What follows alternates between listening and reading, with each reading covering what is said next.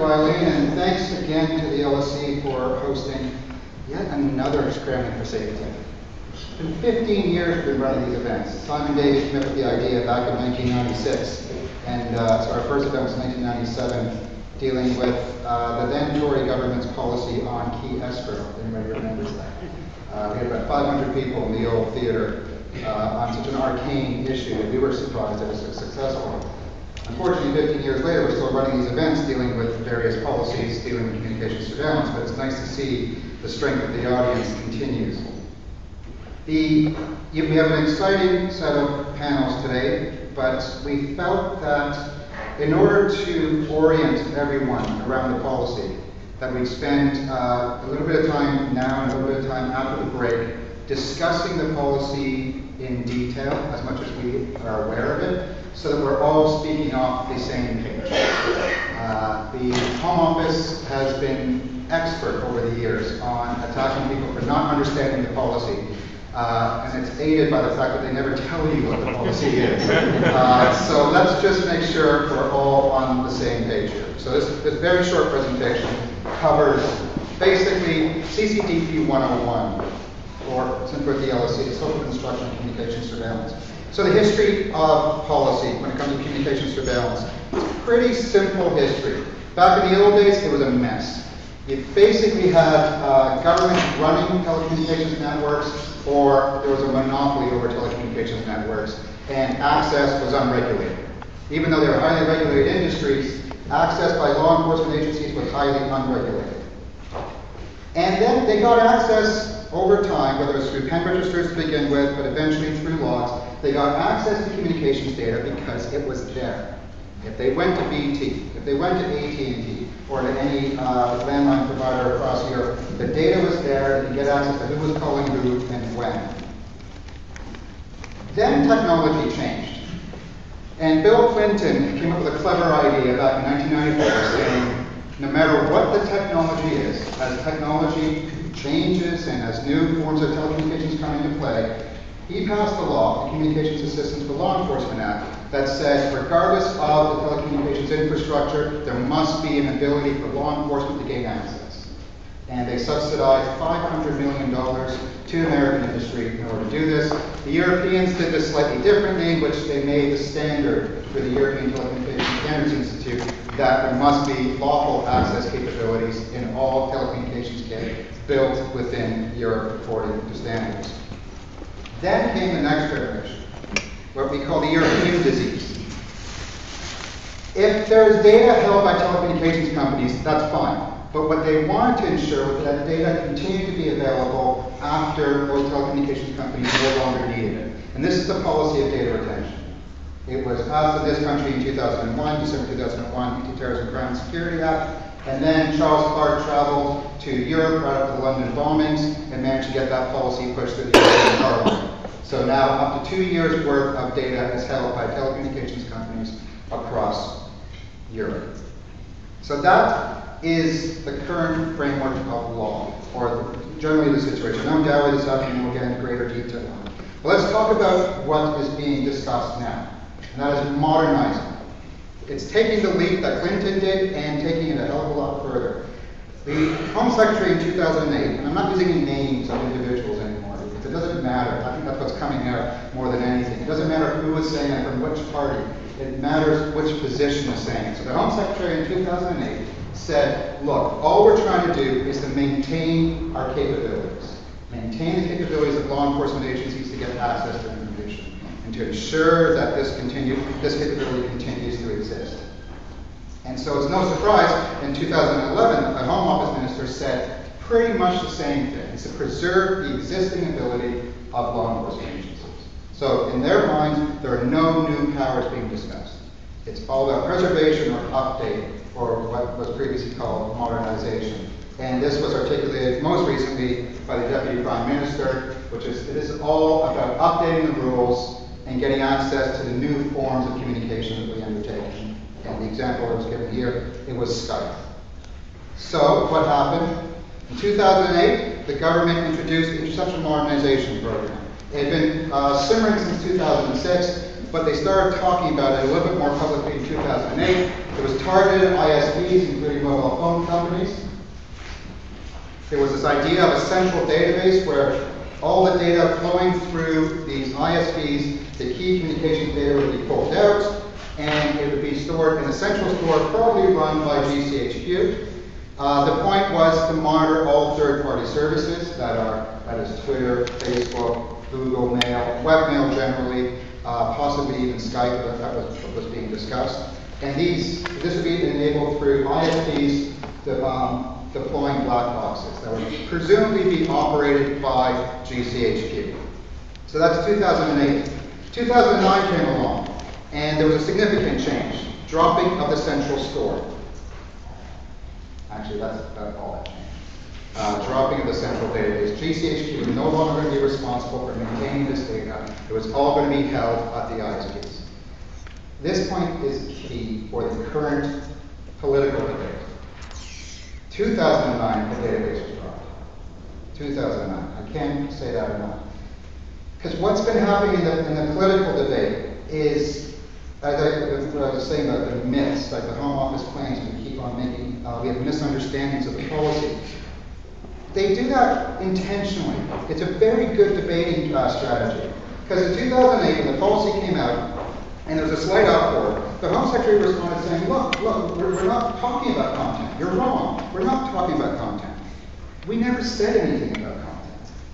But the talking points for the Home Secretary was, oh, look, everybody's got it wrong. They think we're talking about recording all conversations, recording all emails, and keeping them in some central store, that we are not touching your communications content. So that was in 2008. You would think that might get through, but in 2012, again, you have this time the Deputy Prime Minister saying, look, this is not about reading people's emails. This is not about content. Nobody's saying it's about content. But they want to make it sound like we're saying it's about content. And the minister responsible for the policy this time around, again, makes the point. It's not about the content of the calls or the emails, but it never has been. And the presentation this afternoon for Peter Stein is going to go on about what it really is about when it comes to the data that is implicated. Second point of misdirection is it's not about a central database. This was stated in 2009 by the Home Secretary, saying, look, there are absolutely no plans for a single central store. This was abandoned in 2009. No single database. It's restated by the Home Office consultation policy, saying, look, there are some serious problems with the idea of a central database. Even we accept that, says the Home Office. So therefore, we do not intend to pursue it, says the Home Office in 2009. Prime Minister, 2010, saying, well, look, this has nothing to do with the central database, unlike the last government.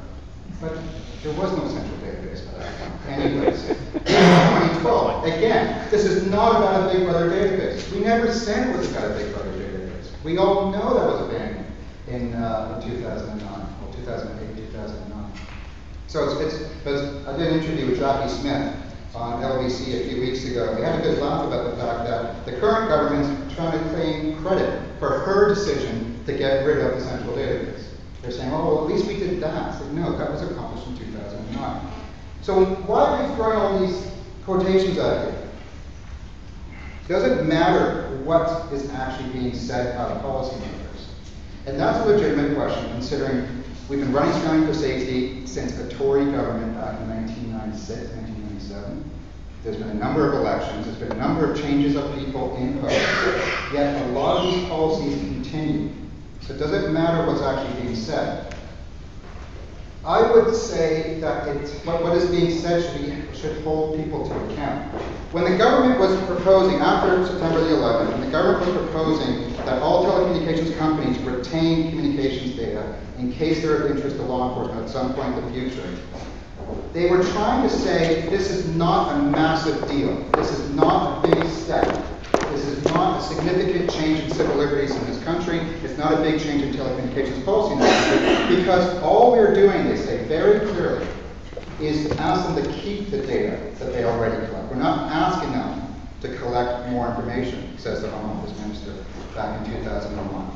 In 2005, when Charles Clarke gave a speech at the European Parliament telling them, pass data retention for the European Union, or we will take power away from the European Parliament, He said, look, we're not asking for something huge. All that we're asking is that it be retained and made available to law enforcement under national law. We're not asking for the collection of new information. Except in 2009, they said, well, look, we're asking for the collection of new information now.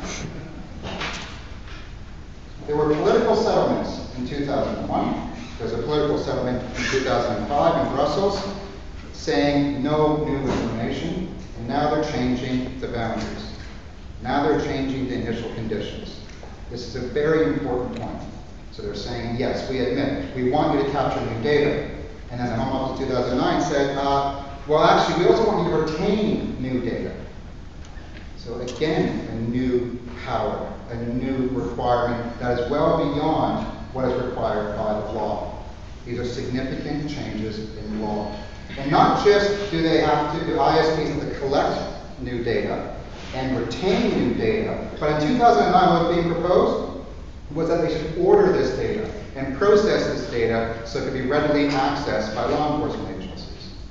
So it is really about imposing a duty upon telecommunications companies in a way that has never previously existed.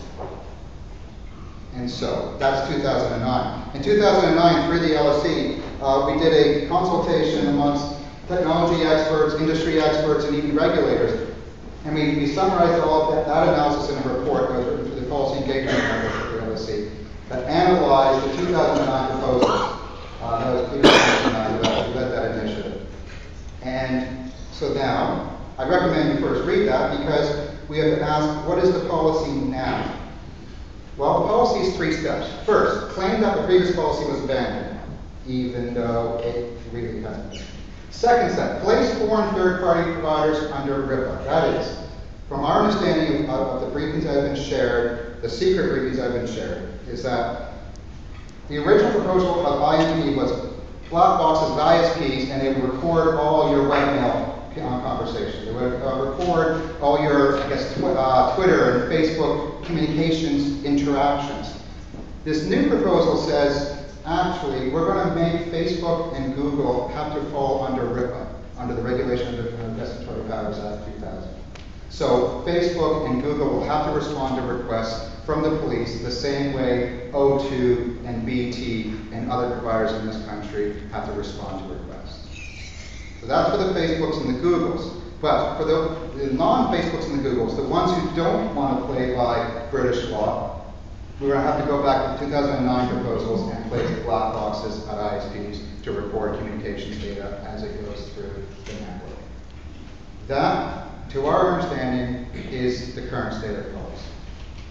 We are expecting news within a week and a half. There's a Home Affairs Committee meeting next week where we hope some more of this will be fleshed out.